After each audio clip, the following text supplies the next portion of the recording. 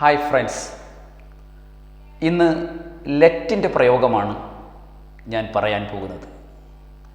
രണ്ട് കാര്യങ്ങൾക്ക് വേണ്ടി ലെറ്റ് ഉപയോഗിക്കാറുണ്ട്: സജഷനും പെർമിഷനും. സജഷൻ എന്ന് പറഞ്ഞാൽ നിർദ്ദേശങ്ങൾ പറയാൻ വേണ്ടി നമുക്ക് ലെറ്റ് ഉപയോഗിക്കാം. അതുപോലെ പെർമിഷൻ കൊടുക്കാൻ ലെറ്റ് ഉപയോഗിക്കാം. ഇതൊരു കോഡിലൂടെയാണ് ഞാൻ പഠിപ്പിക്കുന്നത്. സോൾട്ട് ആൻഡ് പെപ്പർ, ഉപ്പും കുരുമുളകും. ഇതിലെ സോൾട്ട് എന്നതിലെ എസ് സജഷനെ കാണിക്കാനാണ്, പെപ്പറിലെ പി പെർമിഷനെ കാണിക്കാനും. അപ്പോൾ നമുക്ക് നോക്കാം. ആദ്യം സജഷനാണ്. Let us sit here for a while. നമുക്ക് കുറച്ച് നേരം ഇവിടെ ഇരിക്കാം. ഇപ്പോൾ നമ്മൾ പറയാറില്ലേ, what A scorching heat, let us sit here for a while. എന്തൊരു ചൂട്, നമുക്ക് കുറച്ച് നേരം ഇവിടെ ഇരിക്കാം. അപ്പോൾ ഇവിടെ നമ്മൾ ഈ ലെറ്റസ് എന്നത് നമുക്കൊന്ന് ഷോർട്ടാക്കിയിട്ട് ലെറ്റ്സ് എന്ന് പറയാറുണ്ട്, അല്ലെങ്കിൽ സ്പോക്കൺ ഇംഗ്ലീഷിൽ അങ്ങനെ പറയും. ലെറ്റസ് എന്നതിന് പകരം let's sit here for a while. നമുക്ക് കുറച്ച് നേരം ഇവിടെ ഇരിക്കാം. ഇനി നിങ്ങളുടെ ഫ്രണ്ട്സ് തമ്മിൽ വഴക്കടിക്കുകയാണ്. രണ്ടാളും രണ്ട് പൊളിറ്റിക്കൽ പാർട്ടീസിൽപ്പെട്ട ആളാണെന്ന് കരുതുക. ഒരാൾ പറയുന്നു എൻ്റെ സ്ഥാനാർത്ഥി ജയിക്കും, മറ്റാൾ പറയുന്നു അല്ല, അവൻ തോൽക്കും, ഈ സ്ഥാനാർത്ഥിയാണ് ജയിക്കുക.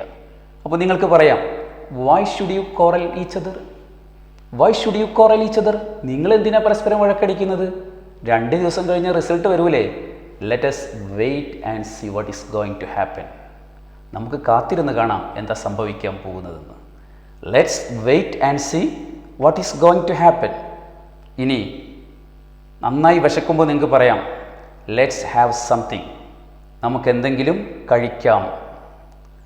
Let's have something. I am starving, എനിക്ക് വിശക്കുന്നു. ലെറ്റ്സ് ഹാവ് സംതിങ്, നമുക്ക് എന്തെങ്കിലും കഴിക്കാം.